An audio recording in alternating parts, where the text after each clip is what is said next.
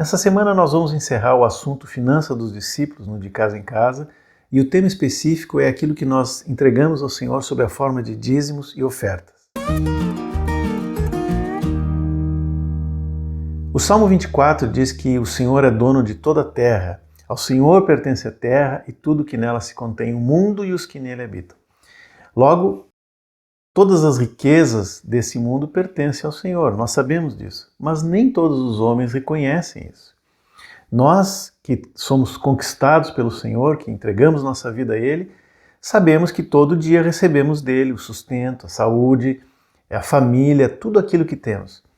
Por isso nós costumamos dizer, quando falamos desse assunto, que nós não damos ao Senhor o nosso dízimo ou as nossas ofertas, 10% do que recebemos ou algum tipo de oferta. Nós não damos ao Senhor, nós devolvemos a Ele uma parte pequena daquilo que vem da sua mão.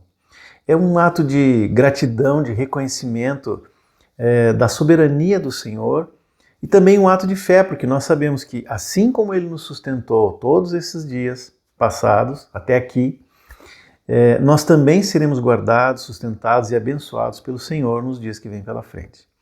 Então, algumas perguntas sobre esse assunto dízimos e ofertas, né? Dízimos, por exemplo. Por que dízimo? Por que 10%? Sinceramente, eu não sei, mas esse é o percentual que nós temos como referência na palavra. A palavra poderia falar em 5%, 20%, 50%, fala em 10%. Como eu disse, o 100% é do Senhor, mas Ele nos diz para nós devolvermos a Ele uma pequena parte disso. Talvez para mostrar a diferença, né, da sua misericórdia, que é muito maior do que a nossa. E a finalidade é suprir a obra, o sustento daqueles que trabalham diretamente nela, ajuda, ainda que temporária, a irmãos que estão passando por alguma necessidade, o que a gente chama de diaconia, e até mesmo auxílio aos pobres, aos necessitados do mundo. E nós podemos ir além desses 10% quando nós damos em oferta valores que são usados então para, por exemplo, custear as despesas de funcionamento de local de reunião, aquelas ofertas que damos também para missões, ou para ajudar necessitados e tantas outras coisas que demandam da congregação um valor a ser pago. Nós costumamos dizer que igreja não é uma instituição, mas são pessoas, né? Somos nós. Então, se nós somos essas pessoas, se nós somos uma comunidade de discípulos, essa responsabilidade é de todos nós. Outra questão que surge também quando se fala desse assunto é se dízimos e ofertas, especialmente a questão dos dízimos, é algo próprio do Antigo Testamento, é algo que faz parte da lei de Moisés. Bom, de fato, a lei de Moisés trata do assunto de dízimos. No cardzinho que vocês receberam junto com o vídeo, com o link do vídeo, foram indicados alguns textos desses do Antigo Testamento sobre a ordenação que o Senhor coloca na lei a respeito da entrega de dízimos e ofertas. Os profetas também algumas vezes mencionam os dízimos, tanto para mostrar a bondade do Senhor com o seu povo, as promessas relacionadas a isso, como também para repreender o povo quando não se cumpria essa obrigação. Não que o Senhor precisasse dos valores em si, mas porque Ele sabe que quando a gente retém uma parte daquilo que Ele mesmo falou para entregarmos, o problema está no nosso coração. Ou é falta de fé, algum tipo de avareza. De fato, mesmo que a lei e os profetas falem de dízimo, há um princípio que tem relação com a nossa aliança com o Senhor. No Novo Testamento nós não vemos uma ordem específica igual àquela do Antigo Testamento, mas nós vemos muitos lugares, muitos pontos em que essa prática que era do povo de Israel, da entrega de dízimos e ofertas, ela foi mantida na igreja de Atos e de certa forma foi confirmada pelo Senhor e pelos apóstolos.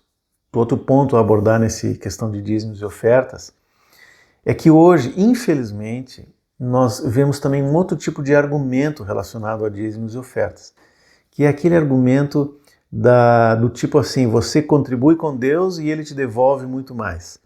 É quase uma barganha que chama para o interesse do coração do homem.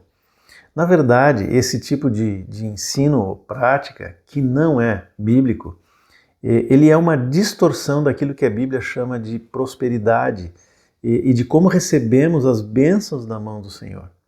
E ele acaba por ter o efeito oposto, porque ele afasta as pessoas do verdadeiro canal de bênção, como, por exemplo, aquele que Paulo ensina aos Coríntios na segunda carta, capítulo 9.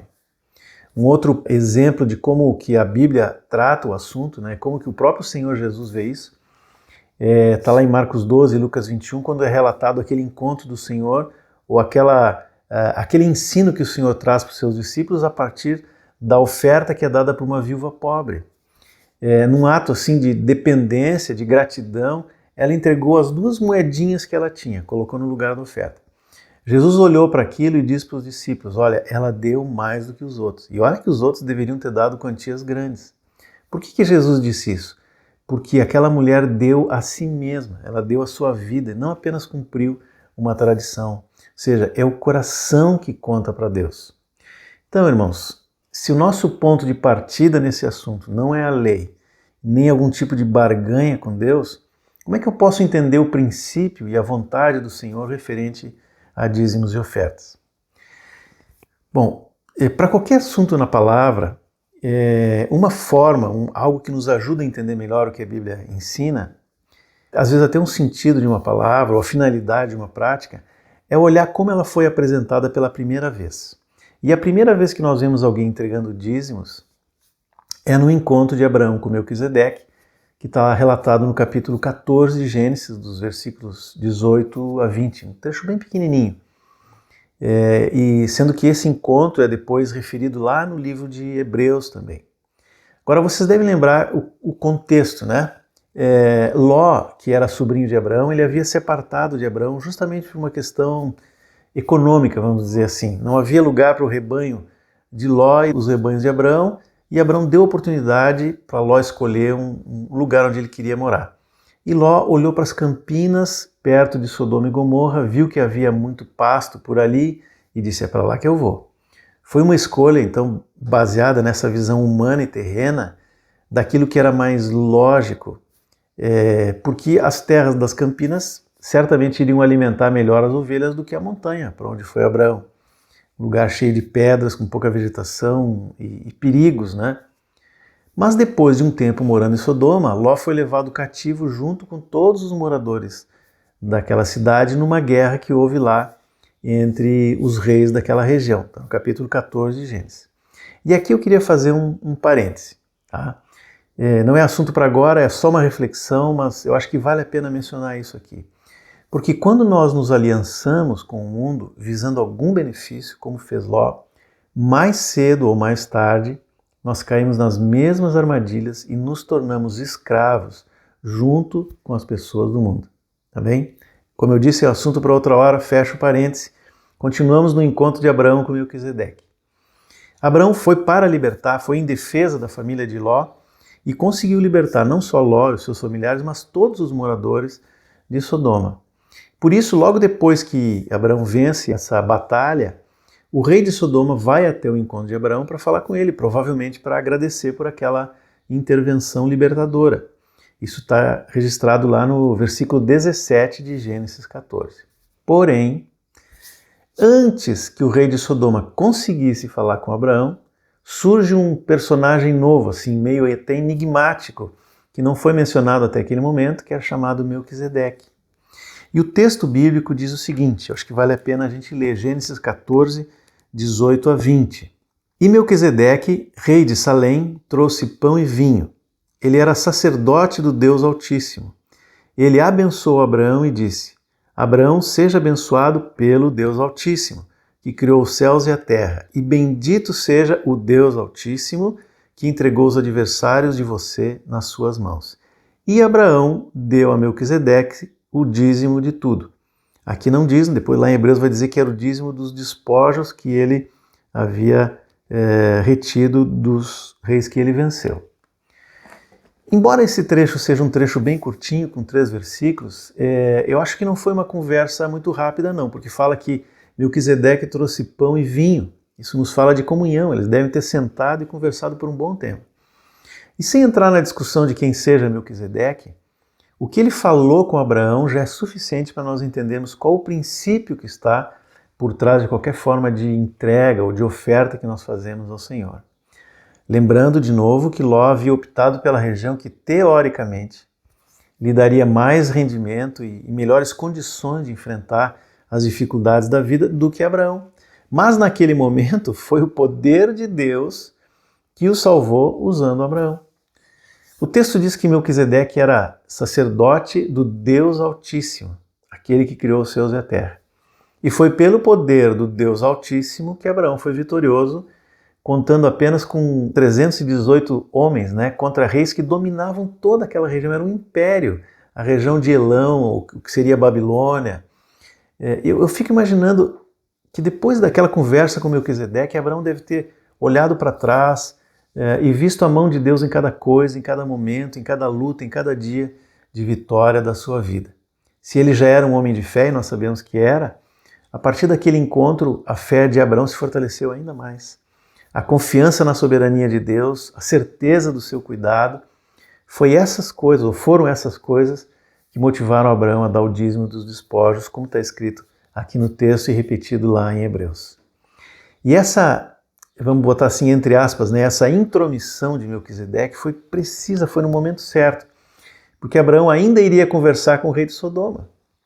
E a gente vê que diferença fez esse encontro e a conversa de Abraão com Melquisedeque. Depois desse encontro com Melquisedeque, chega o rei de Sodoma, o nome dele era Bera, versículos 21 e seguintes de Gênesis 14, e esse rei faz uma proposta a Abraão.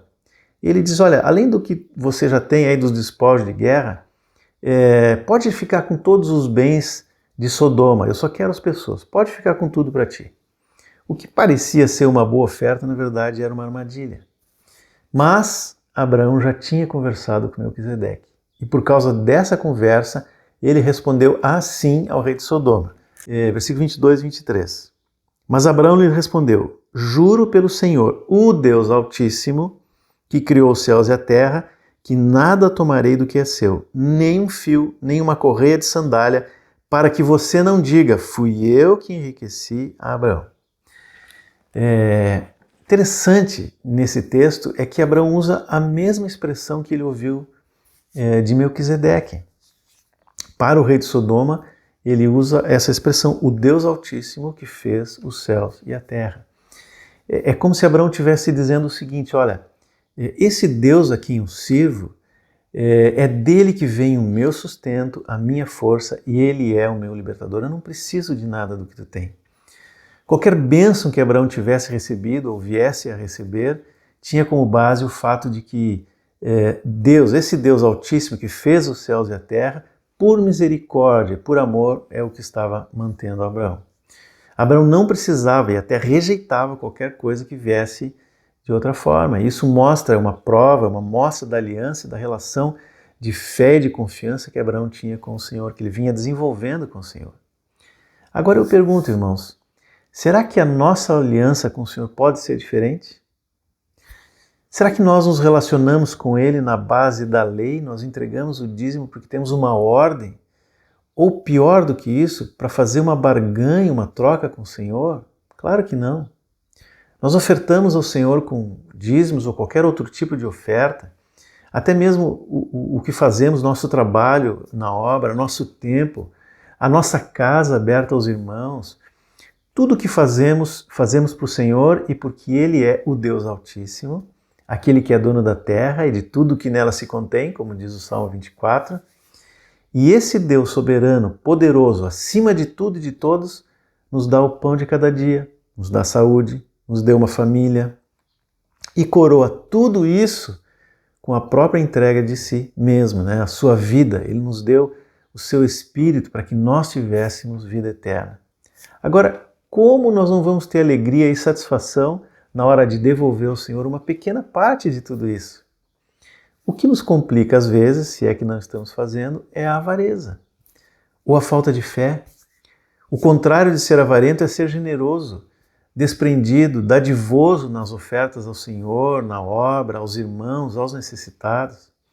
Depois leiam com calma, leiam no grupo, conversem, meditem e compartilhem aí com vocês também o texto de 2 Coríntios 9, de 6 a 15, especialmente de 6 a 15, mas pode ler todo o capítulo, aonde Paulo fala àqueles irmãos das razões por que nós ofertamos aos irmãos. Por que nós ajudamos com parte dos recursos que nós temos? Vocês vão entender ali a bênção de Deus, a mesma que havia lá sobre Abraão e sobre todos os patriarcas, sobre todos os reis, sobre todo o povo de Israel, agora também sobre a igreja. Mas eu queria destacar uma expressão que está ali nesse texto, no versículo 7, que Paulo diz assim, ó, Deus ama ao que dá com alegria. Irmãos, que nesse ano novo o Senhor esteja também renovando a nossa fé, a nossa confiança nele, nesse Deus Altíssimo, cheio de misericórdia e enchendo também o nosso coração de generosidade. Ele quer nos usar para abençoar a todos, né? Ele quer que nós sejamos generoso, bondoso, misericordioso, como Ele é, assim também. Não vamos esquecer nunca que o Senhor, Ele entregou a sua vida, Ele semeou a sua vida para receber as nossas. Então vamos fazer isso também. Que o Senhor abençoe a todos, em nome de Jesus.